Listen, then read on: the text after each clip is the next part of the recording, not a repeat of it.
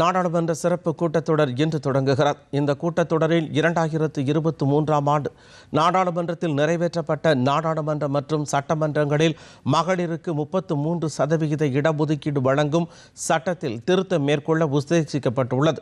இது தொடர்பான திருத்த மசோதா, யூனியன் பிரதேசங்களின் சட்ட திருத்த மசோதா, தொகுதி மறுவரையறை மசோதா தாக்கல் செய்யப்படும் என்று எதிர்பார்க்கப்படுகிறது.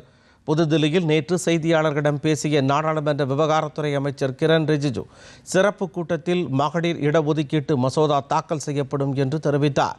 நாடாளுமன்ற சிறப்பு கூட்டத்தில் கொண்டுவரப்படவுள்ள மகளிர் இடஒதுக்கீடு மசோதா சமச்சீரானது என்றும் அது ஒவ்வொரு மாநிலம், சமூகம் மற்றும் பிராந்தியத்தின் எதிர்பார்ப்புகளை பூர்த்தி செய்யும் என்றும் தெரிவித்தார்.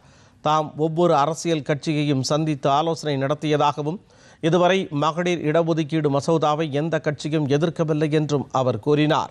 தேசிய நலன் கருதி இந்த மசோதா விஷயத்தில் அனைத்து அரசியல் கட்சிகளும் ஒன்றிணைத்ததற்காக பிரதமர் நரேந்திர மோடி நன்றி தெரிவித்துக் கொண்டுள்ளதாகவும் அவர் குறிப்பிட்டார்.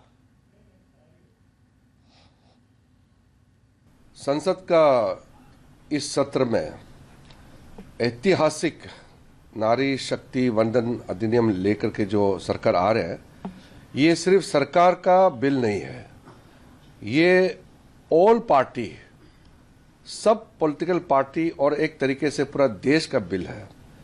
देश के महिलाओं को लोकसभा और विधानसभा में जो जगह मिलने जा रहे हैं, ये किसी एक दल का मुद्दा हो ही नहीं सकता है।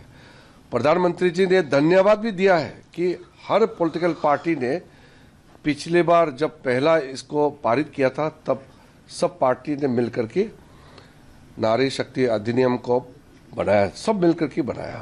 और इस बार भी जो नारी शक्ति वंदन अधिनियम को जो अमेंडमेंट जो लेके आ रहे हैं, ये बीजेपी एनडीए बिल्कुल नहीं है, ये पूरे पॉलिटिकल पार्टी की ओर से ये बिल लेके आ रहे हैं।